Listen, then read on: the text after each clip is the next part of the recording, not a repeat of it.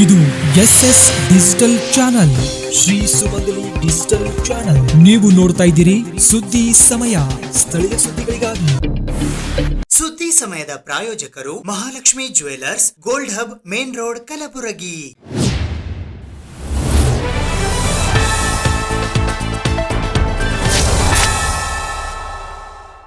ಸುದ್ದಿ ಸಮಯಕ್ಕೆ ಸ್ವಾಗತ. ನಾನು RJ ಮಂಜು ಹಿರೋಳಿ. ಹೈದರಾಬಾದ್ ಕರ್ನಾಟಕ ಶಿಕ್ಷಣ ಸಂಸ್ಥೆಯ ಬಸವೇಶ್ವರ ಬೋಧನಾ ಮತ್ತು ಸಾರ್ವಜನಿಕ ಆಸ್ಪತ್ರೆಯಲ್ಲಿ ಇಂದು ಬೆಳಿಗ್ಗೆ ನವೀಕರಣಗೊಂಡ ಅತ್ಯಾಧುನಿಕ HDU ಮತ್ತು ವೈದ್ಯಕೀಯ ಉಪಕರಣಗಳ ಉದ್ಘಾಟನಾ ಸಮಾರಂಭ ಜರುಗಿತು. ಹೈದರಾಬಾದ್ ಕರ್ನಾಟಕ ಶಿಕ್ಷಣ ಸಂಸ್ಥೆಯ ಬಸವೇಶ್ವರ ಬೋಧನಾ ಹಾಗೂ ಸಾರ್ವಜನಿಕ ಆಸ್ಪತ್ರೆಯಲ್ಲಿ ನವೀಕರಣಗೊಂಡ ಅತ್ಯಾಧುನಿಕ HDU ಹಾಗೂ ವೈದ್ಯಕೀಯ ಉಪಕರಣಗಳ ಉದ್ಘಾಟನೆ ದಿನಾಂಕ 21 ನವೆಂಬರ್ 2025 ಶುಕ್ರವಾರದಂದು ಮುಂಜಾನೆ 9:15 ಜರುಗಿತು. ನಂತರ 9:30 ಬಸವೇಶ್ವರ ಆಸ್ಪತ್ರೆಯ ಕ್ಯಾಂಟೀನ್ನಲ್ಲಿ ಪತ್ರಿಕಾಗೋಷ್ಠಿ ಜರುಗಿತು. ಈ ವೇಳೆ ಮಾತನಾಡಿದ ಹೈದರಾಬಾದ್ ಕರ್ನಾಟಕ ಶಿಕ್ಷಣ ಸಂಸ್ಥೆಯ ಅಧ್ಯಕ್ಷರಾದ ಶಶಿಲ್ ಜಿ ನಮೋಶಿ ಅವರು, ಹೈದರಾಬಾದ್ ಕರ್ನಾಟಕ ಶಿಕ್ಷಣ ಸಂಸ್ಥೆಯ ಬಸವೇಶ್ವರ ಬೋಧನಾ ಹಾಗೂ ಸಾರ್ವಜನಿಕ ಆಸ್ಪತ್ರೆಗೆ ಅತ್ಯಾಧುನಿಕ ಸುಮಾರು 5 ಕೋಟಿ ರೂಪಾಯಿಗಳಿಗಿಂತಲೂ ಹೆಚ್ಚಿನ ವೈದ್ಯಕೀಯ ಸಲಕರಣೆಗಳನ್ನು ಅಳವಡಿಸಿ ಹೈಟೆಕ್ ಸ್ಪರ್ಶ ನೀಡಲಾಗಿದೆ ಎಂದು ತಮ್ಮ ಗಮನಕ್ಕೆ ತರಲು ಹರ್ಷವೆನಿಸುತ್ತದೆ ಎಂದರು. ಈಗಾಗಲೇ ಆಸ್ಪತ್ರೆಯಲ್ಲಿ ತುರ್ತು ಚಿಕಿತ್ಸಾ ಘಟಕ ಆರಂಭವಾಗಿರುವುದು ತಮ್ಮ ಗಮನಕ್ಕೆ ಇದೆ. ಆಸ್ಪತ್ರೆಯಲ್ಲಿ ಹೊರ ರೋಗಿಗಳ ಸಂಖ್ಯೆ ಹೆಚ್ಚಾಗಿದೆ. ಇದನ್ನು ಗಮನದಲ್ಲಿ ಇಟ್ಟುಕೊಂಡು ಆಸ್ಪತ್ರೆಯ 4ನೇ ಮಹಡಿಯಲ್ಲಿ ಇನ್ನು 40,000 ಸ್ಕ್ವೇರ್ ಮೀಟರ್ ಜಾಗ ತುರ್ತು ಚಿಕಿತ್ಸಾ ಘಟಕ ಅಭಿವೃದ್ಧಿಪಡಿಸಲಾಗುತ್ತಿದೆ. ಬಸವೇಶ್ವರ ಆಸ್ಪತ್ರೆಯು ಸಾರ್ವಜನಿಕರಿಗೆ 100% ಉಚಿತ ಆರೋಗ್ಯ ಸೇವಾ ಭಾಗ್ಯ ನೀಡುತ್ತಿದೆ ಎಂದು ಶಶಿಲ್ ಜಿ ನಮೋಶಿ ಅವರು ಹೇಳಿದರು. ನನ್ನ ನೇತೃತ್ವದಲ್ಲಿ ಈ ಆಡಳಿತ ಮಂಡಳಿಯು ಸಂಸ್ಥೆಯ ಅಭಿವೃದ್ಧಿಗಾಗಿ ನನಗೆ ಬೆನ್ನೆಲುಬಾಗಿ ಕಾರ್ಯನಿರ್ವಹಿಸುತ್ತಿದೆ. ಈಗ ಈ ರೀತಿಯಾಗಿ ವೈದ್ಯಕೀಯ ಉಪಕರಣಗಳನ್ನು ಅಳವಡಿಸಲಾಗುತ್ತಿದೆ. ಆಸ್ಪತ್ರೆಯಲ್ಲಿ ವಿವಿಧ ಪ್ರಮುಖ ಹೊಸ ವೈದ್ಯಕೀಯ ಉಪಕರಣಗಳನ್ನು ಸೇರಿಸಲಾಗಿದೆ. ಇವು ವಿಶ್ವ ಪ್ರಸಿದ್ಧ ಶ್ರೇಷ್ಠ ಸಾಧನಗಳಾಗಿವೆ. ಇದರಲ್ಲಿ ಹೈ ಎಂಡ್ ಆಪರೇಷನ್ ಟೇಬಲ್ಗಳು, ಸೂಜಿಗ ಯಂತ್ರಗಳು, ಅತ್ಯಾಧುನಿಕ ಎಲೆಕ್ಟ್ರೋ ಸರ್ಜಿಕಲ್ ಜನರೇಟರ್ಗಳು, OT ದೀಪಗಳು, minimally invasive modular OT work station, multipara ಮಾನಿಟರ್ಗಳು, ತುರ್ತು ವರ್ಕ್ ಸ್ಟೇಷನ್, ECG ಮತ್ತು ABG ಯಂತ್ರಗಳು, ವೆಂಟಿಲೇಟರ್ಗಳು, ಸಿರಿಂಜ್ ಪಂಪ್ಗಳು, ಅಲ್ಟ್ರಾಸೌಂಡ್ ಯಂತ್ರಗಳು ಮತ್ತು ಸ್ಟೆರಿಲೈಸೇಷನ್ ಉಪಕರಣಗಳು ಸೇರಿವೆ. ಇವುಗಳ ಜೊತೆಗೆ ದೃಷ್ಟಿ ಪರೀಕ್ಷಾ ಸಾಧನಗಳು, ಪ್ರಯೋಗಾಲಯ ಸೆಂಟ್ರಿಫ್ಯೂಜ್ ಮತ್ತು ಇನ್ಕ್ಯುಬೇಟರ್ಗಳು, deep freezer, laminar air flow, microscope, portable x ray ಯಂತ್ರ, ವೇದನೆ ಕ್ಲಿನಿಕ್ ಗಾಗಿ radio frequency unit, blood bank ಸಾಧನಗಳು ಹಾಗೂ ಸೆಂಟ್ರಲ್ ಮಾನಿಟರಿಂಗ್ ವ್ಯವಸ್ಥೆ ಇದರ ಭಾಗವಾಗಿವೆ. ಇವು ಆಸ್ಪತ್ರೆಯ ಶಸ್ತ್ರಚಿಕಿತ್ಸೆ, ಪರೀಕ್ಷಾ ಮತ್ತು ಕ್ರಿಟಿಕಲ್ ಕೇರ್ ಸಾಮರ್ಥ್ಯವನ್ನ ಮಹತ್ವವಾಗಿ ಹೆಚ್ಚಿಸುತ್ತವೆ. ಬಸವೇಶ್ವರ ಆಸ್ಪತ್ರೆಯಲ್ಲಿ ಸ್ವಚ್ಛತಾ ಕಾರ್ಯಕ್ಕಾಗಿ ಹೊರಗುತ್ತಿಗೆ ಆಧಾರದ ಮೇಲೆ ಸುಮಾರು 50 ಲಕ್ಷ ರೂಪಾಯಿಗಳನ್ನು ವಿನಿಯೋಗಿಸಲಾಗುತ್ತಿದೆ. ಈಗಾಗಲೇ ನಾವು ಬಂದ ಮೇಲೆ 50 MBBS ಸೀಟುಗಳನ್ನು ಹೆಚ್ಚಿಸಲಾಗಿದೆ. 100ರಿಂದ 200 ನರ್ಸಿಂಗ್ ಸೀಟುಗಳನ್ನು ಹೆಚ್ಚಿಸಲಾಗಿದೆ. ಈಗಾಗಲೇ ಬಸವೇಶ್ವರ ಆಸ್ಪತ್ರೆಯಲ್ಲಿ ನಾವು ಬಂದ ಮೇಲೆ 150 ನುರಿತ ನರ್ಸಿಂಗ್ ಸಿಬ್ಬಂದಿ ತೆಗೆದುಕೊಳ್ಳಲಾಗಿದೆ. ಇಷ್ಟೇ ಅಲ್ಲದೆ ಇನ್ನು ಹೆಚ್ಚಿನ ನರ್ಸಿಂಗ್ ಸ್ಟಾಫ್ ತೆಗೆದುಕೊಳ್ಳುವ ಕೆಲಸ ಪ್ರಗತಿಯಲ್ಲಿದೆ. ಇನ್ನು 7-8 ತಿಂಗಳಲ್ಲಿ ಹೊಸ ಕ್ಯಾತ್ ಲ್ಯಾಬ್ ಕಾರ್ಯಾರಂಭ ಮಾಡಲಿದೆ ಎಂದು ಇದೇ ವೇಳೆ ಅವರು ಮಾಹಿತಿ ನೀಡಿದರು. ಸೋರ್ಸ್ ಮಾಡಿ ಅವರಿಗೆ ಆ ಜವಾಬ್ದಾರಿಯನ್ನು ಕೊಟ್ಟಿದ್ದೇವೆ. ಸುಮಾರು 175 ನರ್ಸಸ್ ಅಪಾಯಿಂಟ್ಮೆಂಟ್ ಮಾಡಿದ್ದೇವೆ ಮತ್ತು ಒಂದೊಂದಾಗಿ ಎಲ್ಲ ಡಿಪಾರ್ಟ್ಮೆಂಟನ್ನು ನಾವು ರಿನೋವೇಟ್ ಮಾಡಿದ್ದೇವೆ. ಪ್ರಾರಂಭದಲ್ಲಿ OBG ಡಿಪಾರ್ಟ್ಮೆಂಟ್ ನಾವು ರಿನೋವೇಟ್ ಮಾಡಿದ್ದೇವೆ. ಎಮರ್ಜೆನ್ಸಿ ಡಿಪಾರ್ಟ್ಮೆಂಟ್ 32 ಬೆಡ್ಡಿನ ಎಮರ್ಜೆನ್ಸಿ ಡಿಪಾರ್ಟ್ಮೆಂಟನ್ನು ಮಾಡಿದ್ದೇವೆ. ನಾನು ಉಳಿದಿದ್ದು ಎಡಿಷನ್ ಆಗದ ಹೇಳ್ತೀನಿ. ಅದರ ಜೊತೆಗೆ ಭಾಳ ಮುಖ್ಯವಾಗಿ ಸುಮಾರು ವರ್ಷದಿಂದ ನಮ್ಮ ಕಾಲೇಜಲ್ಲಿ MR ಮೆಡಿಕಲ್ ಕಾಲೇಜಲ್ಲಿ 150 ಸೀಟ್ಗಳಿದ್ದು 250 ಸೀಟ್ ನಾವು ಅಪ್ಲೈ ಮಾಡಿದ್ದೇವೆ. ಈಗಾಗಲೇ ನಮಗೆ 50 ಸೀಟನ್ನು ಕೊಟ್ಟಿದ್ದಾರೆ. MR ಮೆಡಿಕಲ್ ಕಾಲೇಜ್ಗೆ ಈಗ 200 ಸೀಟ್ ಆಯಿತು. ಅಷ್ಟೇ ಅಲ್ಲ, ನರ್ಸಿಂಗ್ ಕಾಲೇಜಲ್ಲಿ ನಮ್ಮ ಡಿಗ್ರಿಯಲ್ಲಿ 100 ಸೀಟ್ ಇತ್ತು, ನಾವು 200 ಸೀಟ್ ಮಾಡ್ಕೊಂಡಿದ್ದೀವಿ. ಈಗ 100 ಆ್ಯಡ್ ಆಗಿದೆ. ಹೊಸ ಫಿಸಿಯೋಥೆರಪಿ ಕಾಲೇಜನ್ನು ಸ್ಯಾಂಕ್ಷನ್ ಮಾಡ್ಕೊಂಡಿದ್ದೀವಿ. 60 ಸೀಟು ಫಿಸಿಯೋಥೆರಪಿಗೆ ನಮ್ಗೆ ಕೊಟ್ಟಿದ್ದಾರೆ. ಅಲೈಡ್ ಹೆಲ್ತ್ ಸೈನ್ಸಸ್ 110 ಸೀಟ್ ಕೊಟ್ಟಿದ್ದಾರೆ. ಸರ್, ನಿಮ್ಮ ಗಮನಕ್ಕೆ ತರಬಯಸ್ತಾ ಇದ್ದೀನಿ ನಾನು, ಈ ಎಲ್ಲ ಕೋರ್ಸಸ್ಗಳು ಪ್ರಾರಂಭದಲ್ಲಿ ನಮ್ಮಲ್ಲೇ ಭಾಳ ವರ್ಷ ಮೊದಲು ಸರ್ಟಿಫಿಕೇಟ್ ಕೋರ್ಸಸ್ ನಾವು ಕೊಡ್ತಿದ್ವಿ. ಸರ್ಟಿಫಿಕೇಟ್ ಕೋರ್ಸಸ್ ಅದಾದಮೇಲೆ ಡಿಪ್ಲೊಮಾ ಕೋರ್ಸಸ್ ಬಂತು. ಅದು ಎಲ್ಲ ಆಸ್ಪತ್ರೆಯಲ್ಲಿ ಡಿಪ್ಲೊಮಾ ಕಂಪಲ್ಸರಿ ತೊಗೊಳ್ಳಿಕ್ಕೆ NMCದವ್ರು ಕಂಡೀಷನ್ ಹಾಕಿದ್ರು. ಆದರೆ ಇವತ್ತು ಇವೆಲ್ಲವನ್ನು ಡಿಗ್ರಿ ಕೋರ್ಸಸ್ ಮಾಡಿರೋರು ಬೇಕು ಅಂತ ಹೇಳ್ತಾರೆ, ಡಿಗ್ರಿ ಕೋರ್ಸಸ್. ಹೀಗಾಗಿ ನಾವು ಅಲೈಡ್ ಹೆಲ್ತ್ ಸೈನ್ಸಸ್ 6 ಬೇರೆ ಬೇರೆ ಕೋರ್ಸಸಲ್ಲಿ 110 ಸೀಟನ್ನು ನಾವು ಅಲೈಡ್ ಹೆಲ್ತ್ ಸೈನ್ಸಿಗೆ ನಾವು ತೊಗೊಂಡಿದ್ದೀವಿ. ಬರುವಂಥ ದಿನಗಳಲ್ಲಿ ಇನ್ನೂ ಕೆಲವು ಸೀಟ್ಗಳನ್ನು ಇಲ್ಲಿ ಆ್ಯಡ್ ಮಾಡ್ತೀವಿ. ನಾವು ಒಳ್ಳೆ ರೀತಿಯಿಂದ ನಡಿಬೇಕು ಅಂತ ಹೇಳುವಂಥ ಉದ್ದೇಶ ಇಟ್ಕೊಂಡು ಅದಕ್ಕೇನು ಸಪೋರ್ಟಿಂಗ್ ಸ್ಟಾಫ್ ಆಗಲಿ ಇಕ್ವಿಪ್ಮೆಂಟ್ ಬೇಕು, ಭಾಳ ದೊಡ್ಡ ಪ್ರಮಾಣದಲ್ಲಿ ನಾವು ಅದನ್ನು ಆ್ಯಡ್ ಮಾಡ್ತಾಯಿದ್ದೀವಿ. ಈ ಪತ್ರಿಕಾಗೋಷ್ಠಿಯಲ್ಲಿ ಸಂಸ್ಥೆಯ ಉಪಾಧ್ಯಕ್ಷರಾದ ರಾಜಾ ಬಿ ಭೀಮಳ್ಳಿ, ಕಾರ್ಯದರ್ಶಿಗಳಾದ ಉದಯ್ ಕುಮಾರ್ ಚಿಂಚೋಳಿ, ಜಂಟಿ ಕಾರ್ಯದರ್ಶಿಗಳಾದ ಡಾಕ್ಟರ್ ಕೈಲಾಶ್ ಬಿ ಪಾಟೀಲ್, ಆಸ್ಪತ್ರೆಯ ಸಂಚಾಲಕರಾದ ಡಾಕ್ಟರ್ ಕಿರಣ್ ದೇಶ್ಮುಖ್, ವೈದ್ಯಕೀಯ ಕಾಲೇಜಿನ ಸಂಚಾಲಕರಾದ ಡಾಕ್ಟರ್ ಶರಣಬಸಪ್ಪ ಹರವಾಳ್, ಆಡಳಿತ ಮಂಡಳಿಯ ಸದಸ್ಯರಾದ doctor Nagendra Manthale, doctor Anil Kumar B Pattan, Naganna Ghanti, Nishant Eli, doctor Gurlingappa Patil, ಆಡಳಿತ ಮಂಡಳಿಯ ಸದಸ್ಯರು, ಆಸ್ಪತ್ರೆಯ ವೈದ್ಯಕೀಯ ಅಧೀಕ್ಷಕರಾದ doctor Mallikarjun Tegnoor, dean doctor Sharangouda Patil, vice dean doctor Vijay Kumar Kappikeri, doctor MR Pujari, doctor Sohail, ಮಾಧ್ಯಮ ಸಂಯೋಜಕರಾದ IK ಪಾಟೀಲ್ ಉಪಸ್ಥಿತರಿದ್ದರು. ಕಲಬುರಗಿ ಮತ್ತು ಯಾದಗಿರಿ ಜಿಲ್ಲಾ ಕೇಂದ್ರ ಸಹಕಾರ ಬ್ಯಾಂಕ್ ನಿಯಮಿತ ಕಲಬುರಗಿಯ ಅಧ್ಯಕ್ಷರಾಗಿ ವಿಠಲ್ ಯಾದವ್ ಮತ್ತು ಉಪಾಧ್ಯಕ್ಷರಾಗಿ ಶಂಕರ್ ಭೂಪಾಲ್ ಚಂದ್ರಶೇಖರ್ ಅವರು ಆಯ್ಕೆಯಾಗಿದ್ದಾರೆ. ಕಲಬುರಗಿ ಯಾದಗಿರಿ ಜಿಲ್ಲಾ ಸಹಕಾರಿ ಕೇಂದ್ರ ಬ್ಯಾಂಕಿನ ಅಧ್ಯಕ್ಷರಾಗಿ ಸುರಪುರದ ವಿಠಲ್ ವೆಂಕಣ್ಣ ಯಾದವ್ ಹಾಗೂ ಉಪಾಧ್ಯಕ್ಷರಾಗಿ ಸೇಡಂ ತಾಲೂಕಿನ ಶಂಕರ್ ಭೂಪಾಲ್ ಚಂದ್ರಶೇಖರ್ ಅವಿರೋಧವಾಗಿ ಆಯ್ಕೆಯಾಗಿದ್ದಾರೆ. ಈ ಮೂಲಕ DCC ಬ್ಯಾಂಕಿನ ಆಡಳಿತ ಮತ್ತೆ ಕಾಂಗ್ರೆಸ್ ಪಡೆದಿದೆ. ಶುಕ್ರವಾರ ನಡೆದ ಅಧ್ಯಕ್ಷ ಉಪಾಧ್ಯಕ್ಷ ಚುನಾವಣೆಯಲ್ಲಿ ಅಧ್ಯಕ್ಷ ಸ್ಥಾನಕ್ಕೆ ವಿಠಲ್ ಯಾದವ್ ಹಾಗೂ ಉಪಾಧ್ಯಕ್ಷ ಸ್ಥಾನಕ್ಕೆ ಶಂಕರ್ ಭೂಪಾಲ್ ಚಂದ್ರಶೇಖರ್ ಮಾತ್ರ ನಾಮಪತ್ರ ಸಲ್ಲಿಸಿದ್ದರಿಂದ ಅವಿರೋಧ ಆಯ್ಕೆ ಘೋಷಣೆ ಮಾಡಲಾಯಿತು.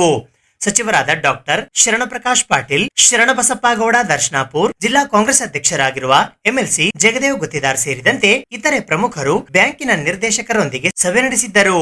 ಜೊತೆಗೆ ಜಿಲ್ಲಾ ಉಸ್ತುವಾರಿ ಸಚಿವ ಪ್ರಿಯಾಂಕ್ ಖರ್ಗೆ ಅವರೊಂದಿಗೆ ಸಮಾಲೋಚಿಸಿ ಯಾದವ್ ಹಾಗೂ ಶಂಕರ್ ಭೂಪಾಲ್ ಅವರ ಹೆಸರನ್ನು ಅಂತಿಮಗೊಳಿಸಲಾಯಿತು. ಹೀಗಾಗಿ ಅಧ್ಯಕ್ಷ ಮತ್ತು ಉಪಾಧ್ಯಕ್ಷ ಸ್ಥಾನಕ್ಕೆ ಒಂದೊಂದು ಮಾತ್ರ ನಾಮಪತ್ರ ಸಲ್ಲಿಸಲಾಯಿತು. ಎದುರಾಳಿ ಬಿಜೆಪಿ ಹಾಗೂ JDS ನಾಮಪತ್ರ ಸಲ್ಲಿಸಿರಲಿಲ್ಲ. ಬಿಜೆಪಿ 2 ಹಾಗೂ JDS ತಲಾ 1 ನಿರ್ದೇಶಕ ಬಲಾಬಲ ಹೊಂದಿದೆ. ಹಾಲಿ ಅಧ್ಯಕ್ಷ ಸೋಮಶೇಖರ್ ಗೋನಾಯಕ್ ಮತ್ತೊಂದು ಅವಧಿಗೆ ಅಧ್ಯಕ್ಷರಾಗಿ ಮುಂದುವರೆಯಲಿದ್ದಾರೆ ಎನ್ನಲಾಗಿತ್ತು.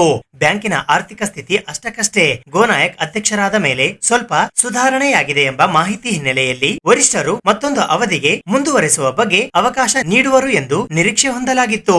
ಅದೇ ತೆರನಾಗಿ ಜಿಲ್ಲಾ ಕಾಂಗ್ರೆಸ್ ಮುಖಂಡರಾದ ನೀಲಕಂಠರಾವ್ ಮುಲ್ಗೆ ಅವರಿಗೆ KKRTC ಅಧ್ಯಕ್ಷ ಸ್ಥಾನ ನೀಡಿ ತಕ್ಷಣ ವಾಪಸ್ಸು ಪಡೆದಿದ್ದರಿಂದ ಇಲ್ಲಿ DCC ಬ್ಯಾಂಕ್ ನಿರ್ದೇಶಕರಾಗಿರುವ ನೀಲಕಂಠರಾವ್ ಮುಲ್ಗೆ ಅವರ ಸಹೋದರ ಕಲ್ಯಾಣರಾವ್ ಮುಲ್ಗೆ ಅವರನ್ನು ಅಧ್ಯಕ್ಷರನ್ನಾಗಿ ಮಾಡಬಹುದು ಎಂದು ವ್ಯಾಪಕವಾಗಿ ಆಶಾಭಾವನೆ ಹೊಂದಲಾಗಿತ್ತು. ಆದರೆ ಇವೆರಡು ಟುಸ್ಸಾದವು. ಈ ಸಲ ಯಾದಗಿರಿ ಜಿಲ್ಲೆಗೆ ಅಧ್ಯಕ್ಷ ಸ್ಥಾನ ದೊರಕಿಸಿಕೊಡಬೇಕು ಎಂದು ಸಚಿವ ಶರಣಬಸಪ್ಪ ಗೌಡ ದರ್ಶನಾಪುರ್ ಅವರಿಗೆ ಒತ್ತಡ ಹಾಕಿದ್ದರಿಂದ ಅದರಲ್ಲೂ ವಿಠಲ್ ಯಾದವ್ ಸುರಪುರ್ ಶಾಸಕ ರಾಜಾ ವೇಣುಗೋಪಾಲ್ ನಾಯಕ್ ಅವರಿಗೆ ಆಪ್ತರಾಗಿರುವುದರಿಂದ ಜೊತೆಗೆ ಈ ಹಿಂದೆ ಬ್ಯಾಂಕಿನ ನಿರ್ದೇಶಕರಾಗಿ ಅಪೆಕ್ಸ್ ಬ್ಯಾಂಕಿನ ನಿರ್ದೇಶಕರಾಗಿ ಕಾರ್ಯನಿರ್ವಹಿಸಿದ್ದನ್ನು ಪರಿಗಣಿಸಿ ಯಾದವ್ ಅವರನ್ನು ಆಯ್ಕೆಗೊಳಿಸಲಾಯಿತು ಎಂದು ಮೂಲಗಳು ತಿಳಿಸಿವೆ.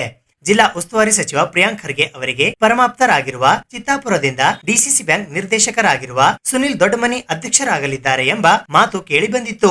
ಆದರೆ ಇವರನ್ನು ಅಪೆಕ್ಸ್ ಬ್ಯಾಂಕಿಗೆ ಕಳುಹಿಸುತ್ತಿರುವುದು ಸಹ ದೊಡ್ಡ ಸ್ಥಾನಮಾನವಾಗಿದೆ. ಇದಲ್ಲದೆ ಸಿಎಂ ಸಲಹೆಗಾರ ಆಳಂದ್ ಕ್ಷೇತ್ರದ ಶಾಸಕ BR ಪಾಟೀಲ್ ತಮ್ಮ ಕ್ಷೇತ್ರದ ನಿರ್ದೇಶಕ ಹಾಗೂ ಆಪ್ತರಾಗಿರುವ ಅಶೋಕ್ ಸಾವಳೇಶ್ವರ್ ಅವರನ್ನು DCC ಬ್ಯಾಂಕಿನ ಅಧ್ಯಕ್ಷರನ್ನಾಗಿಸಲು ಹೈಕಮಾಂಡ್ ಮೇಲೆ ತೀವ್ರ ಒತ್ತಡ ಹಾಕಿದ್ದರು. ಆದರೆ ಅಳೆದು ತೂಗಿ ಕೊನೆಗೆ ಸುರಪುರದ ವಿಠಲ್ ಯಾದವ್ ಅವರನ್ನು ಅಧ್ಯಕ್ಷರ ಅಂತಿಮಗೊಳಿಸಲಾಯಿತು. KKRDB ಅಧೀನ ಕಾರ್ಯದರ್ಶಿ ಪ್ರಕಾಶ್ ಕುದರಿ ಚುನಾವಣಾ ಅಧಿಕಾರಿಯಾಗಿ ಕಾರ್ಯನಿರ್ವಹಿಸಿದರು. DCC ಬ್ಯಾಂಕ್ನ ಅಧ್ಯಕ್ಷರಾಗಿ ಆಯ್ಕೆಯಾದ ನಂತರ ವಿಠಲ್ ಯಾದವ್ ಅಧ್ಯಕ್ಷತೆಯಲ್ಲಿ ನೂತನ ಆಡಳಿತ ಮಂಡಳಿಯ ಸಭೆ ನಡೆಯಿತು. ಅಧ್ಯಕ್ಷರಾಗಿ ಅವಿರೋಧವಾಗಿ ಆಯ್ಕೆಯಾದ ನಂತರ ಮಾತನಾಡಿದ ಯಾದವ್ ಅವರು ಬ್ಯಾಂಕಿನ ಆರ್ಥಿಕ ಸುಧಾರಣೆಗೆ ಒತ್ತು ನೀಡಲಾಗುವುದು ಮತ್ತು ಹೊಸ ಸಾಲಕ್ಕೆ ಆದ್ಯತೆ ನೀಡುವುದಾಗಿ ಪ್ರಕಟಿಸಿದರು. ವಿಠಲ್ ಯಾದವ್ ಬ್ಯಾಂಕಿನ ಅಧ್ಯಕ್ಷರಾಗಿ ಹಾಗೂ ಶಂಕರ್ ಭೂಪಾಲ್ ಚಂದ್ರಶೇಖರ್ ಉಪಾಧ್ಯಕ್ಷರಾಗಿ ಆಯ್ಕೆಯಾಗುತ್ತಿದ್ದಂತೆ ಕಾರ್ಯಕರ್ತರ ವಿಜಯೋತ್ಸವ ನಡೆಯಿತು. ಬ್ಯಾಂಕಿನ ನಿರ್ದೇಶಕರು ಸಹ ಹಾಜರಿದ್ದರು. ಗುಲ್ಬರ್ಗ ಮತ್ತು ಯಾದಗಿರಿ ಜಿಲ್ಲಾ ಸಹಕಾರ ಬ್ಯಾಂಕಿಗೆ ನನ್ನನ್ನು ಅಧ್ಯಕ್ಷರನ್ನಾಗಿ ಗುಲ್ಬರ್ಗ ಜಿಲ್ಲೆಯ ಮಂತ್ರಿಗಳಾದಂಥ ಸನ್ಮಾನ್ಯ ಶ್ರೀ ಪ್ರಿಯಾಂಕಾ ಸಾಹೇಬರು ಹಾಗೂ ಶರಣ್ ಪ್ರಕಾಶ್ ಪಾಟೀಲ್ ಸಾಹೇಬರು ಹಾಗೂ ಯಾದಗಿರಿ ಜಿಲ್ಲೆಯ ಉಸ್ತುವಾರಿ ಮಂತ್ರಿಯಾದಂಥ ಶರಣಬಸಪ್ಪ ದರ್ಶನಾಪುರ ಅವರು ಹಾಗೂ ಇಲ್ಲಿ ಅನೇಕ ಗುಲ್ಬರ್ಗ ಯಾದಗಿರಿ ಜಿಲ್ಲೆಯ ಎಲ್ಲ ಶಾಸಕರು ನನ್ನನ್ನು ಅಧ್ಯಕ್ಷರನ್ನಾಗಿ ಮಾಡೋದಕ್ಕೆ ಎಲ್ಲರೂ ಸಹಕರಿಸಿದರು. ಅವಿರೋಧವಾಗಿ ನನ್ನನ್ನು ಅಧ್ಯಕ್ಷರನ್ನಾಗಿ ಮಾಡಿದ್ದಾರೆ. ಅವರ ಸಲಹೆ ಮತ್ತು ಎಲ್ಲ ನಿರ್ದೇಶಕರ ಸಲಹೆ ಸೂಚನೆ ಮೇರೆಗೆ ಈ ಬ್ಯಾಂಕಿನ ಅಭಿವೃದ್ಧಿಯನ್ನು ಮಾಡೋದಕ್ಕೋಸ್ಕರ ನಾನು ಹಗಲು ಇರಲು ಪ್ರಯತ್ನ ಮಾಡ್ತೀನಿ ಅಂತ ಹೇಳುತ್ತೆ.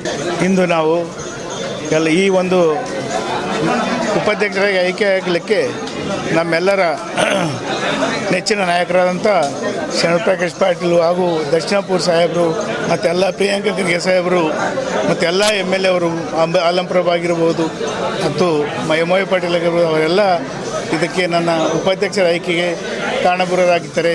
ಈ ಒಂದು ಸಹಕಾರ ನಾವು ಮುಂದೆ ಬರ್ತಂಥ ದಿನಗಳಲ್ಲಿ ರೈತರಿಗೆ ಮತ್ತು ಎಲ್ಲ ನಮ್ಮ ರೈತರಿಗೆ ಒಳ್ಳೆಯ ರೀತಿಯಿಂದ ನಾವು KCC ಆಗಲಿ ಕಮರ್ಷಿಯಲ್ ಆಗಲಿ ಹೆಚ್ಚಿಗೆ ಅನುದಾನ ಸಾಹೇಬರಿಂದ ತರಿಸಿ ನಮ್ಮೆಲ್ಲ ಅವರಿಗೆ ನಾವು ರೈತರಿಗೆ ಸಹಾಯ ಮಾಡುತ್ತೇವೆ ಅಂತೇಳಿ ನಾನು ಈ 2 ಮಾತುಗಳನ್ನು ಮುಗಿಸುತ್ತೇನೆ.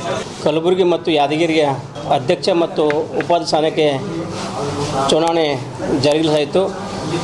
ಒಟ್ಟು 16 ಪದಾಧಿಕಾರಿ ಅಂದರೆ 16 ಜನ ಡೈರೆಕ್ಟರ್ ಇದ್ದರು. 16 ಜನರಲ್ಲಿ 14 ಜನ ಇವತ್ತು ಚುನಾವಣೆ ಸಭೆಯಲ್ಲಿ ಉಪಸ್ಥಿತರು. ಈ ಚುನಾವಣೆಯಲ್ಲಿ ಅಧ್ಯಕ್ಷ ಸ್ಥಾನಕ್ಕೆ ವಿಠ್ಠಲ್ ವೆಂಕಣ್ಣ ಯಾದವ್ ಸಾಕಿನ್ ಸುರ್ಪುರ್ ಅವರು ನಾಮಿನೇಷನ್ ಹಾಕಿದ್ರು. ಅವರೊಬ್ಬರೇ ನಾಮಿನೇಷನ್ ಇರೋದ್ರಿಂದ ಅವರನ್ನು ಈ ಒಂದು DCC ಬ್ಯಾಂಕ್ನ ಅಧ್ಯಕ್ಷರಾಗಿ ಅವಿರೋಧವಾಗಿ ಆಯ್ಕೆ ಮಾಡಲಾಯಿತು.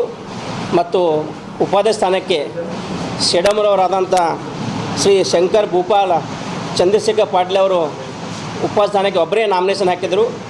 ಅಲ್ಲಿ ಕೂಡ ಅವರನ್ನು ನಾವು ಅವಿರೋಧವಾಗಿ ಆಯ್ಕೆ ಮಾಡಿ ಘೋಷಣೆ ಮಾಡಿತ್ತು. ಒಟ್ಟಾರೆಯಾಗಿ ಈ DCC ಬ್ಯಾಂಕ್ ಚುನಾವಣೆ ಏನು ನಮ್ಮ ಮತದಾರ ಪಟ್ಟಿ ಮತದಾರ ಪಟ್ಟಿ ತಯಾರಿಕೆ ಹಿಡಿದು ನಾಮಿನೇಷನ್ ಪರಿಶೀಲನೆ ಹಿಡಿದು ಚುನಾವಣೆ ಏನು ಹೋದ ಸಲ 9 ತಾರೀಕು ಲಾಸ್ಟ್ ಸಂಡೇ 9 ತಾರೀಕಿಗೆ ಚುನಾವಣೆ ಆಯಿತು. ಅಲ್ಲಿ ಹಿಡಿದು ಇಲ್ಲಿ ಇವತ್ತು ಅಧ್ಯಕ್ಷ ಉಪಚುನಾವಣೆಗೆ ಯಾವುದೇ ಒಂದು ಸಮಸ್ಯೆ ಇರದ ಹಾಗೆ ಒಂದು ಚುನಾವಣೆ ನೀತಿ ನಿಯಮ ಪ್ರಕಾರ ಚುನಾವಣೆ ಸುಸೂತ್ರವಾಗಿ ನಡೆಸಲಾಯಿತು. ಮತ್ತು ಈ ಚುನಾವಣೆಗೆ ಸಹಕಾರ ಕೊಡುವಂಥ ಎಲ್ಲ ಡೈರೆಕ್ಟರ್ಗಳಿಗೆ ಮತ್ತು ಎಲ್ಲ ನಮ್ಮ ಸಾರ್ವಜನಿಕ ಬಂಧುಗಳಿಗೆ ಮತ್ತು ಪೊಲೀಸ್ ಇಲಾಖೆ ಬಂದೋಬಸ್ತ್ ಪೊಲೀಸ್ ಇಲಾಖೆ ಮಾನ್ಯ ಜಿಲ್ಲಾಧಿಕಾರಿಗಳಿಗೆ ಮತ್ತು ಈ ಒಂದು ಬ್ಯಾಂಕಿನ CO ಅವರಿಗೆ ಎಲ್ಲ ನಮ್ಮ ಸಿಬ್ಬಂದಿಗಳಿಗೆ ನಮ್ಮ ಮತ್ತನ್ನು ಧನ್ಯವಾದ ಸಲ್ಲಿಸಿ ಕಲ್ಲಹಂಗರ್ಗ ಕೊಲೆ ಪ್ರಕರಣದ ಆರೋಪಿಯನ್ನ ಬಂಧಿಸುವಲ್ಲಿ ಯಶಸ್ವಿಯಾಗಿರುವ ಸಬರ್ಬನ್ ಪೊಲೀಸ್ ಠಾಣೆಯ ಸಿಬ್ಬಂದಿಗಳ ಕಾರ್ಯವನ್ನು ಕಲಬುರಗಿ ನಗರ ಪೊಲೀಸ್ ಆಯುಕ್ತರಾದ ಡಾಕ್ಟರ್ ಶರಣಪ್ಪ SD ಅವರು ಶ್ಲಾಘಿಸಿದ್ದಾರೆ.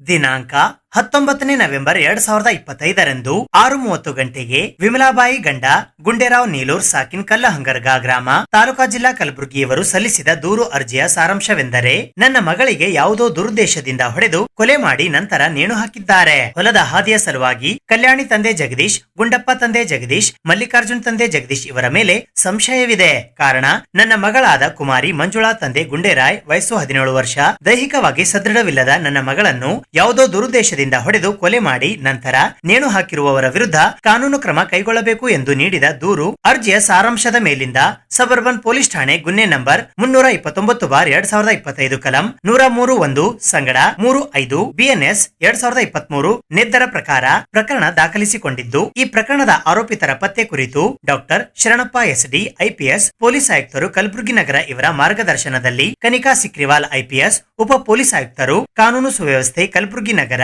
ಪ್ರವೀಣ್ H ನಾಯಕ್ ಉಪ ಪೊಲೀಸ್ ಆಯುಕ್ತರು ಕಲಬುರಗಿ ಇವರ ಮಾರ್ಗದರ್ಶನದಲ್ಲಿ ಬಸವೇಶ್ವರ ಸಹಾಯಕ ಪೊಲೀಸ್ ಆಯುಕ್ತರು ಸಬರ್ಬನ್ ಪೊಲೀಸ್ ಉಪ ವಿಭಾಗದವರ ಮಾರ್ಗದರ್ಶನದಲ್ಲಿ ಭೋಜರಾಜ್ ರಾಠೋಡ್ PI CSB ಘಟಕ ಸಬರ್ಬನ್ ಪೊಲೀಸ್ ಠಾಣೆ ಪ್ರಭಾರ ಇವರ ನೇತೃತ್ವದಲ್ಲಿ Basavaraju PSI, Nagaraj ASI, Manjunath CPC, Ashok CPC, Firoz CPC ಇವರನ್ನ ಒಳಗೊಂಡ ತಂಡವು ವಿವಿಧ ಆಯಾಮಗಳಲ್ಲಿ ಮಾಹಿತಿ ಕಲೆ ಹಾಕಿ ಈ ಪ್ರಕರಣದ ಆರೋಪಿತನಾದ ಮೃತಳ ತಂದೆಯಾದ ಗುಂಡೇರಾಯ ತಂದೆ ಚಂದ್ರಶಾ ನೀಲೂರ್ ಸಾಕಿನ್ ಕಲ್ಲಹಂಗರ್ಗ ತಾಲೂಕಾ ಜಿಲ್ಲಾ ಕಲಬುರಗಿ ಈತನನ್ನು ವಶಕ್ಕೆ ಪಡೆದು ವಿಚಾರಣೆಗೆ ಒಳಪಡಿಸಿದಾಗ ಆರೋಪಿತನು ಕೊಲೆ ಮಾಡಿರುವ ಬಗ್ಗೆ ತಪ್ಪೊಪ್ಪಿಕೊಂಡಿದ್ದು, ಈ ಆರೋಪಿತನ ವಿರುದ್ಧ ದಸ್ತಗಿರಿ ಕ್ರಮ ಕೈಗೊಂಡು ನ್ಯಾಯಾಂಗ ಬಂಧನಕ್ಕೆ ಒಪ್ಪಿಸಲಾಗಿದೆ.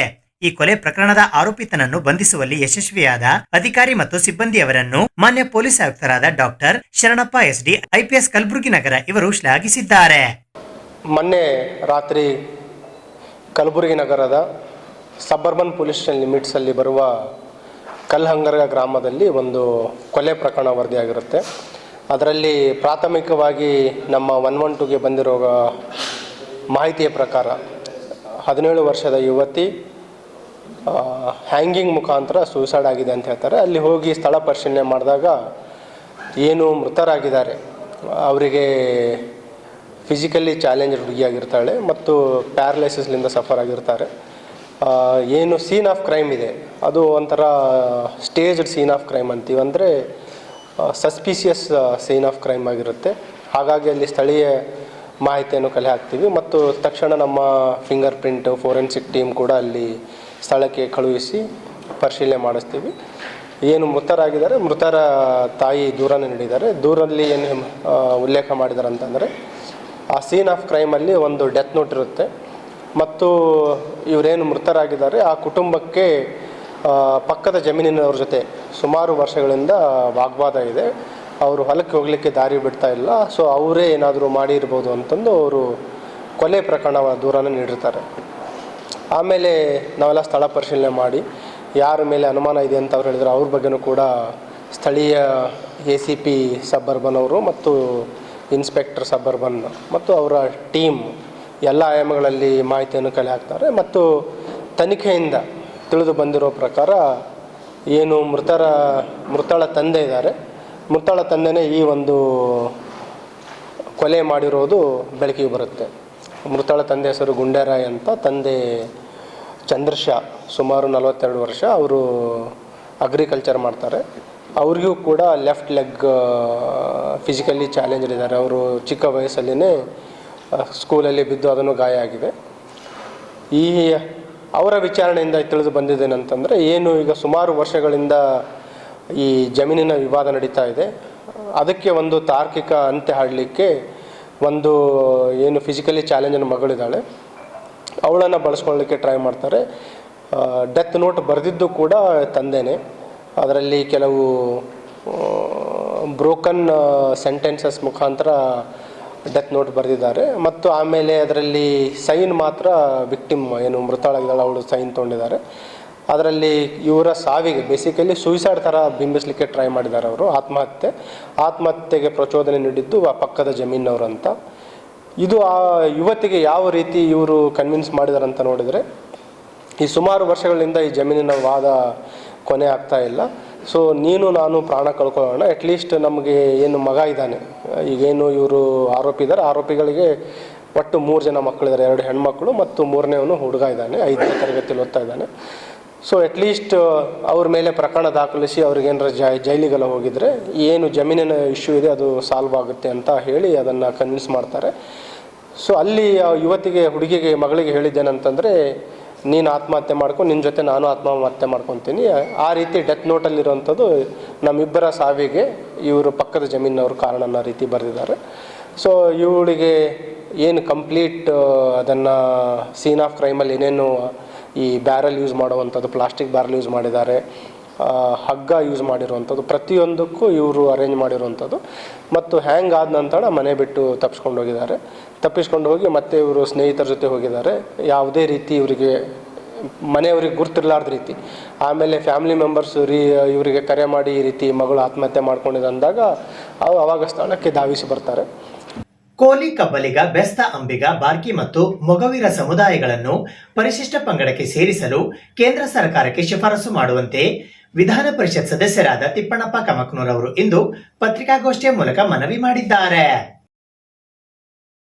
ಕೋಲಿ, ಕಬ್ಬಲಿಗ, ಬೆಸ್ತ, ಅಂಬಿಗ, ಬಾರ್ಕಿ ಮತ್ತು ಮೊಗವೀರ ಸಮುದಾಯಗಳನ್ನು ಪರಿಶಿಷ್ಟ ಪಂಗಡ ಪಟ್ಟಿಗೆ ಸೇರಿಸಲು ಕೇಂದ್ರ ಸರ್ಕಾರಕ್ಕೆ ಶಿಫಾರಸು ಮಾಡುವ ಕುರಿತು ವಿಧಾನ ಪರಿಷತ್ತಿನ ಸದಸ್ಯರಾದ ತಿಪ್ಪಣ್ಣಪ್ಪ ಕಮಕ್ನೂರ್ ಅವರು ಇಂದು ಪತ್ರಿಕಾಗೋಷ್ಠಿಯ ಮೂಲಕ ಕರ್ನಾಟಕ ಸರ್ಕಾರದ ಮಾನ್ಯ ಗ್ರಾಮೀಣಾಭಿವೃದ್ಧಿ ಮತ್ತು ಪಂಚಾಯತ್ ರಾಜ್, ITBT ಹಾಗೂ ಕಲಬುರಗಿ ಜಿಲ್ಲಾ ಉಸ್ತುವಾರಿ ಸಚಿವರಾದ ಪ್ರಿಯಾಂಕ್ ಖರ್ಗೆ ಅವರಿಗೆ ಮನವಿ ಮಾಡಿದ್ದಾರೆ.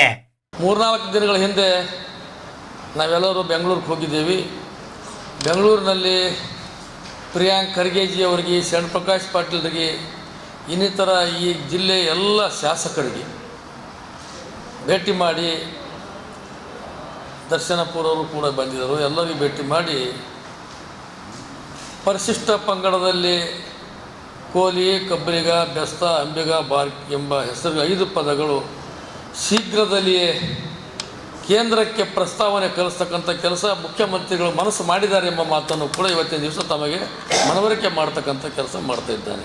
ಇದಕ್ಕೆಲ್ಲ ಮುಖ್ಯ ಕಾರಣೀಭೂತರಂದ್ರೆ ಗುಲ್ಬರ್ಗ ಜಿಲ್ಲೆಯ ಎಲ್ಲ ಶಾಸಕರು, ಎಲ್ಲ ಮಂತ್ರಿಗಳು ಮತ್ತು ಹೆಚ್ಚಿನ ಮುತುವರ್ಜಿ ವಹಿಸಿದಂಥವರು ಪ್ರಿಯಾಂಕ್ ಖರ್ಗೆಜಿಯವರು ಉಸ್ತುವಾರಿ ಮಂತ್ರಿಗಳು. ಈಗಾಗಲೇ ಮಾತು ಕೊಟ್ಟಿದ್ದಾರೆ, ಶೀಘ್ರದಲ್ಲಿಯೇ ಕುಲಶಾಸ್ತ್ರ ಅಧ್ಯಯನ ಕೂಡ ನಮ್ಮದೆಲ್ಲ ರೆಡಿಯಾಗಿದೆ. ಈಗ ಯಾವ ಪ್ರಕಾರ ನಾವು ಕಳಿಸ್ಬೇಕು ಆ ಮಾದರಿಯಲ್ಲಿ ಕುಲಶಾಸ್ತ್ರ ಅಧ್ಯಯನ ಕೂಡ ತಯಾರಾಗಿದೆ. ಅವೆಲ್ಲದರೊಡನೆ ಕೇಂದ್ರಕ್ಕೆ ಪ್ರಸ್ತಾವನೆ ಕಳಿಸ್ತಕ್ಕಂಥ ಕೆಲಸ ಆಗ್ತಾಯಿದೆ. ಆಮೇಲೆ ತಳವಾರು ಈಗಾಗಲೇ ಕೇಂದ್ರದ ಅಧಿಸೂಚನೆ ಹೊರಡಿಸಿದೆ, ರಾಜ್ಯ ಸರ್ಕಾರದ ಗೆಜೆಟ್ ನೋಟಿಫಿಕೇಷನ್ ಆಗಿದೆ. ಎಲ್ಲ ಇಡೀ 29 ಜಿಲ್ಲೆಗಳಲ್ಲಿ ಈಗಾಗಲೇ ಲಕ್ಷಾನುಗಟ್ಟಲೆ ಸರ್ಟಿಫಿಕೇಟ್ ಇಶ್ಯೂ ಆಗಿವೆ. ಖಾಲಿ ಗುಲ್ಬರ್ಗ, ಯಾದಗಿರಿಯಲ್ಲಿ ಮಾತ್ರ ತಡೆ ಹಿಡಿಯುತ್ತಾ ಇದ್ದಾರೆ ಎಂಬ ಒಂದು ಸಂಶಯ ಇತ್ತು. ಅದನ್ನು ಕೂಡ ಪ್ರಿಯಾಂಕ್ ಖರ್ಗೆ ಜೊತೆ ಚರ್ಚೆ ಮಾಡಿದ ಮೇಲೆ ಅವರು ತಕ್ಷಣ ರಣದೀಪ್ ST ಕಮಿಷನರ್ಗೆ ಮಾತಾಡಿ ಅದನ್ನು ಕ್ಲಿಯರ್ ಮಾಡಿಬಿಟ್ಟಿದ್ದಾರೆ. 29 ಜಿಲ್ಲೆಯಲ್ಲಿ ಕೊಡ್ತಿದ್ರೆ ಅದು ಗುಲ್ಬರ್ಗ, ಯಾದಗಿರಿ ಜಿಲ್ಲೆಯನ್ನು ಕೊಡಬೇಕು ಅಂಥೇಳಿ ಒಂದು ನಿರ್ಣಯ ಪಾಸಾಗಿದೆ. ಅವರು ಬಿಹಾರ್ ಎಲೆಕ್ಷನ್ದಲ್ಲಿ ಇದ್ದಿದ್ದರಿಂದ ಬರ್ಲಕ್ಕೆ 1-2 ಸಲ ಲೇಟಾಗಿ ಸುಲಭವಾಗಿ ಅದು ಆದೇಶ ಬಂದಿಲ್ಲ. ಇನ್ನು 2-3 ದಿನದಲ್ಲಿ ಈ ತಳವಾರ ಸಮಾಜದವರಿಗೆ ಕಾನೂನುಬದ್ಧವಾಗಿ ಯಾವ ಪ್ರಕಾರ ಸರ್ಟಿಫಿಕೇಟ್ಗಳು ಕೊಡಬೇಕು ಮೊದಲು ಈಗಾಗಲೇ ಕೊಟ್ಟಿದ್ದಾರೆ, ಅದೇ ಕಂಟಿನ್ಯೂ ಮಾಡೋ ಸಲುವಾಗಿ ಒಂದು ಸೂಚನೆಯನ್ನು ಗುಲ್ಬರ್ಗ ಜಿಲ್ಲಾ ಆಡಳಿತಕ್ಕೆ ಪ್ರಿಯಾಂಕ್ ಖರ್ಗೆಯವರ ಮುಖಾಂತರ ಬರ್ತದೆ ಎಂಬ ಮಾತನ್ನು ಕೂಡ ತಮಗೆ ಅತಿ ಸಂತೋಷದಿಂದ ತಮ್ಮ ಗಮನಕ್ಕೆ ತರ್ತಕ್ಕಂಥ ಕೆಲಸ ಮಾಡ್ತಾಯಿದ್ದೇನೆ. ಆಮೇಲೆ ಕೆಲವು 3-4 ದಿನಗಳ ಹಿಂದೆ ಇನ್ನೂ ಆಗ್ತಾನೇ ಇಲ್ಲಲ್ಲ ಅಂಥೇಳಿ ಕೆಲವರು ಹೋರಾಟಗಾರರ ಮನಸ್ಸಿಗೆ ಸ್ವಲ್ಪ ಬೇಜಾರಾಗಿ ಅವ್ರ ಸರಿನೇ ಒಂದು ಸಭೆ ಮಾಡಿದ್ದೇವೆ ನಾವು ಕನ್ನಡ ಭವನದಾಗ. 1 ತಿಂಗಳು 2 ತಿಂಗಳು ಹೋಗಲಿ, ಸರ್ಕಾರ ಮನಸ್ಸು ಮಾಡ್ತಾಯಿದೆ. ಸರ್ಕಾರ ಮನಸ್ಸು ಮಾಡೋ ಮುಂದೆ ನಾವು ಪುನಃ ಅವ್ರ ಬಗ್ಗೆ ಸರ್ಕಾರ ವಿರುದ್ಧ ಹೋಗೋದು ಸರಿ ಅಲ್ಲ ಅಂತ ಮಾತನ್ನು ಕೂಡ ಹೇಳಿದ್ದೆ. ಆಮೇಲೆ ಅಂಥ ಪ್ರಸಂಗ ಬಂದಾಗ ಇಡೀ ಎಲ್ಲ ಸಮಾಜ ಒಗ್ಗಟ್ಟಾಗಿ ಅದಕ್ಕೊಂದು ರೂಪರೇಷೆ ಕೊಡೋಣ, ಸರ್ಕಾರದ ಗಮನ ಸೆಳೆಯುವ ಎಂಬ ಮಾತನ್ನು ಕೂಡ ಹೇಳಿದೆ. ಈ ಸರ್ಕಾರ ಮುಂದಾಗಿ ನಮ್ಮ ಬೇಡಿಕೆಗಳೇನವ ಈಡೇರಿಸತಕ್ಕಂಥ ಸಂದರ್ಭ ಬಂದಾಗ ಪುನಃ ಅದಕ್ಕೆ ಒಂದು ಹೋರಾಟದ ಮುಖಾಂತರ ಇದು ಹೋರಾಟ ಪತ್ರಿಕಾಗೋಷ್ಠಿ ಮಾಡೋದು ಮಟ್ಟದ ಸರಿ ಅನಿಸಲ್ಲ ಅಂಥೇಳಿ ನಾಳೆ ಕೆಲವರು 21, 22 ಹಿಂಗೇನೋ ಒಂದು ಇದು ಪೂರ್ವಭಾವಿ ಸಭೆ ಕರೆದಿದ್ದಾರೆ. ದಯವಿಟ್ಟು ತಕ್ಷಣ ಅದು ವಾಪಸ್ ತೆಗೆದುಕೊಳ್ಬೇಕು. ಸಮಾಜ ದೊಡ್ಡದು, ಸಮಾಜಕ್ಕಿಂತ ನಾವು ಯಾರು ದೊಡ್ಡವರಲ್ಲ. ಆಮೇಲೆ ಕೆಲಸ ಆಗೋದು ಎಲ್ಲರಿಗೂ ಹೋರಾಟ ಮಾಡಲಿ, ನಾವು ಸರ್ಕಾರ ಮನವೊಲಿಸಲಿ, ಎಲ್ಲನೂ ಒಂದೇ. ನಮಗೆ ST ಆಗಬೇಕು, ತಳವಾರ ಸಮಾಜದವ್ರಿಗೆ ನೈಜ ದಾಖಲೆಗಳಿದ್ದವರಿಗೆ ಸರ್ಟಿಫಿಕೇಟ್ ಸಿಗಬೇಕು, ಅಷ್ಟೇ ಕೆಲಸ. ಅದು ಆಗಲಕ್ಕೆ ರೆಡಿ ಆದಾಗ ಸರ್ಕಾರ ಒಪ್ಪಿಗೆ ಕೊಟ್ಟಾಗ ಇನ್ನು ಕೆಲವೇ ದಿನಗಳಲ್ಲಿ ಅದು ಆದೇಶ ಬರೋ ಮುಂದೆ ಸರ್ಕಾರ ಮನವೊಲಿಸೋದು ಒಳ್ಳೆಯದಲ್ಲ. ಈಗೆಲ್ಲ ಸರ್ಕಾರ ಸರಿ ಮನವೊಲಿಸ್ಕೊಂಡೇ ಭಾಳಷ್ಟು ಬೇರೆ ಬೇರೆ ಸಮಾಜದವರು ಭಾಳಷ್ಟು ಸೌಲಭ್ಯಗಳು ಪಡ್ಕೊಳ್ಳೋ ಸಂದರ್ಭದಲ್ಲಿ ನಾವು ಸರ್ಕಾರ ಎದುರು ಹಾಕೋದು ಬೇಡ. ಸುದ್ದಿ ಇನ್ನು ಇವೆ, ಸದ್ಯಕ್ಕೆ ಬ್ರೇಕ್. ಇದು SS ಡಿಜಿಟಲ್ ಚಾನಲ್, ಶ್ರೀ ಸುಮಂಗಲಿ ಡಿಜಿಟಲ್ ಚಾನಲ್. ನೀವು ನೋಡ್ತಾ ಇದ್ದೀರಿ ಸುದ್ದಿ ಸಮಯ, ಸ್ಥಳೀಯ ಸುದ್ದಿಗಳಿಗಾಗಿ. ಸುದ್ದಿ ಸಮಯದ ಪ್ರಾಯೋಜಕರು Mahalakshmi jewellers, gold hub, main road, Kalaburagi.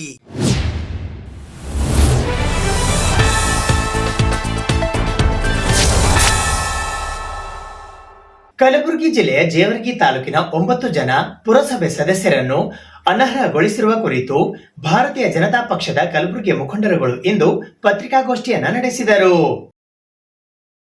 Kalaburagi ಜಿಲ್ಲೆಯ ಜೇವರ್ಗಿ ತಾಲೂಕಿನ 9 ಜನ ಪುರಸಭೆ ಸದಸ್ಯರನ್ನು ಕರ್ನಾಟಕ ಪ್ರಾಧಿಕಾರಗಳ ಪಕ್ಷಾಂತರ ನಿಷೇಧ ಅಧಿನಿಯಮ 1987, ಕರ್ನಾಟಕ ಅಧಿನಿಯಮ ಸಂಖ್ಯೆ 20ರ ಪ್ರಕರಣ 31B ಇದರ ಅಡಿ ಅನರ್ಹತೆಗಾಗಿ ಸ್ವೀಕೃತಗೊಂಡ ಪ್ರಕರಣದ ವಿಚಾರಣೆಯ ಕುರಿತು ಇಂದು ಭಾರತೀಯ ಜನತಾ ಪಕ್ಷದ ಮುಖಂಡರುಗಳು ಪತ್ರಿಕಾಗೋಷ್ಠಿಯನ್ನ ನಡೆಸಿದರು.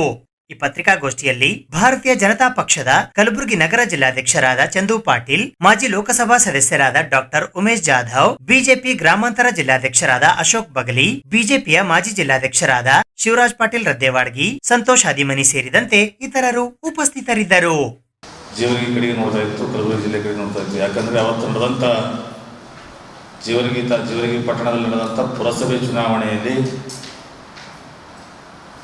ಇವತ್ತು ಇಡೀ ಪ್ರಜಾಪ್ರಭುತ್ವವೇ ತಲೆ ತಗ್ಗಿಸುವಂಥ ರೀತಿಯಲ್ಲಿ ಕಾಂಗ್ರೆಸ್ ಸರ್ಕಾರ ತಮ್ಮ ಸರ್ಕಾರದ ಒಂದು ಅಧಿಕಾರಿಗಳನ್ನು ಬಳಸಿಕೊಂಡು, ಜಿಲ್ಲಾಡಳಿತವನ್ನು ಬಳಸಿಕೊಂಡು, ಪೊಲೀಸ್ ಅಧಿಕಾರಿಗಳನ್ನು ಬಳಸಿಕೊಂಡು